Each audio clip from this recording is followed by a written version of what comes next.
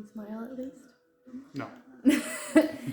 Hi everybody, welcome to Mellow Acres. So this week we are going to do a walk around of the house and kind of give you an actual update instead of having everything just fly by you and fast forward. So Trevor's going to explain a few things that he has done.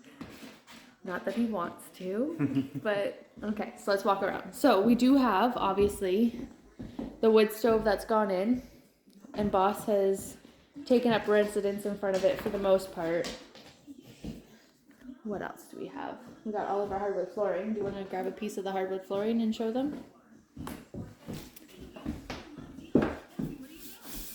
Solid piece of cleared maple, Canadian made.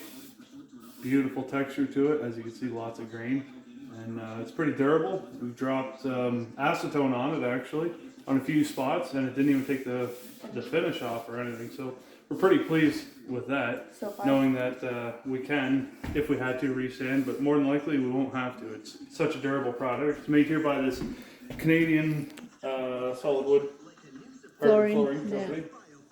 Seems pretty good. Picked it up at Home Depot. It's a good price. We liked it. Perfect natural color for what we're looking for. I think it was about $5.70 or $5.50 a square foot, which isn't bad considering it's like $4.50 to $5 just for laminate. So we're happy with that. We got all our windows in, as you can see. We went with the gelled one. They're contractor grade. They're a lower grade, but we've had good luck with them in the past. Like always, a blue skinned 3/4 way around the window to allow any moisture that does seep past the caulking or insulation is now going to be protecting the hardwood and allowing a watertight seal. We then foamed it obviously with our window and door seal and left the top exposed, and we'll later flash that and cap it to allow any water that is going to drain to remain on the outside of the house, sheet. We did that to all the windows and doors throughout the entire place. We foamed every vapor box.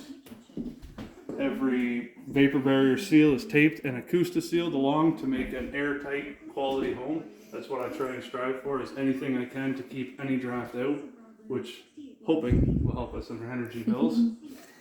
Now you can see that door. This door used to be a window here. So that will eventually be the attached garage, which we're thinking is going to be a 2-car garage. Roughly, yeah. Roughly a 2-car garage, we're hoping, at least enough for my car. But as of right now, it's just a big drop to the ground because we're about 4 cinder blocks high. Oh, roughly, yeah. Roughly about 4 5 feet high off the yeah. ground. So, and then just give you a little walk around. Here's the door. New living room window. The height of the beam is going to be capped. There's nothing we could do about that. So there you go. We couldn't recess it high enough with what we had for material to inset it in the drywall, so we'll have to make a decorative beam, which I don't think anybody will mind, and a nice maple wood that we're going to match the flooring with. Right. As for the living room, this is the only door we haven't changed yet. We're waiting for it to come in. I think we're about 6 weeks out before we have the new front door. Once it does come in though, it'll be a whole window in the front, and then the whole side will be a nice one-piece side light, floor to ceiling, so that should let a lot of light in.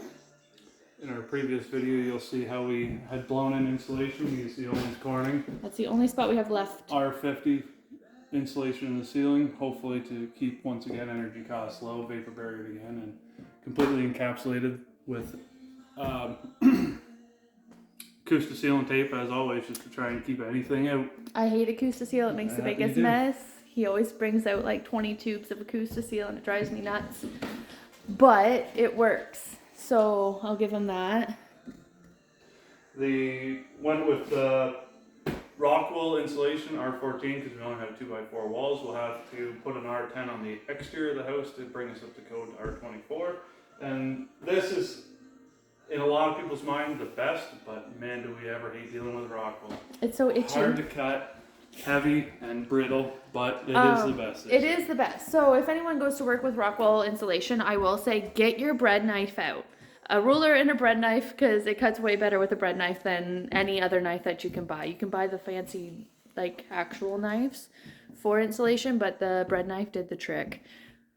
And, our door.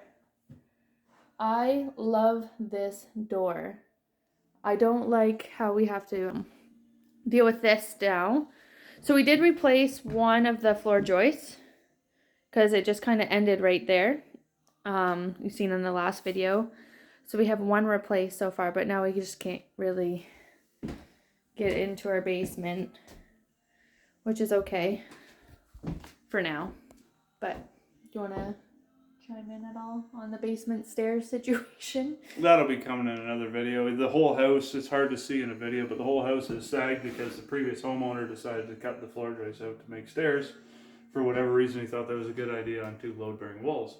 And it has now caused everything in the middle where we are standing to dip. We'll have videos on that as I jack up the house and re-support the floor joists. But we will have to recalculate a new stair operation for this new window / door. You do have one jack down there, don't you? Is it actually doing something? It's just hanging out there having fun. But this, like, I'm good for this to be, like, once we clean up, the barn will be gone, and all this bush, like, shrubbery will be gone, and that'll be field and pasture again. And then our creek runs back there before the bush, and it'll be a beautiful view once everything's all cleaned up, hopefully this summer and next summer.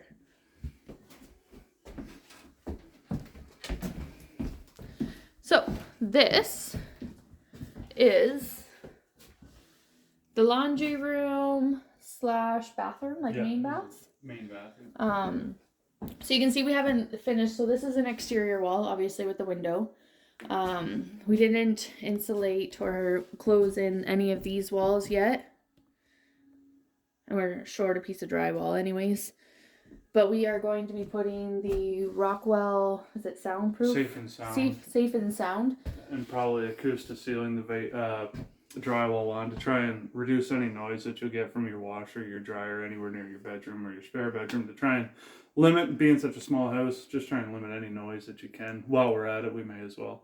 One thing I want to show you is definitely when you're installing a window, always put your blue skin on, because this saves not just your sills that we've had to replace, as you can see, but if you notice the floors, it may run down behind your vapor barrier and it rots your subfloor out. Now that's another project we have to get into, cutting the subfloor out, but definitely take the time, a couple extra bucks, put it in there and keep all the moisture out of your house, not in. Yeah, because this is all, it's all rotten. We've fallen in that hole, like probably 10 or so times just trying to put the window in, like using chairs or standing anywhere in that area, you just keep falling down. But, so hopefully this corner over here will be a shower and a toilet and a vanity right where this hardwood flooring is. And then right under this window will be the washer, dryer, and then probably a cabinet or something. I still have to figure that out as to exactly how I want it to be laid out over here, but that'll come in time. Usually I just like to buy this stuff and then make Trevor figure out how he's going to fit it in the room. So our hallway is kind of narrow, but those are 2 load-bearing walls, so we couldn't change that. So this is the spare room. Or the boys' room for now until we renovate the basement. But it's just, everything's done. We put the TV plug in, all of the lower plugs. Another thing about the flooring, you can tell that in the past that they have replaced a piece because obviously window leaked. And that's about it.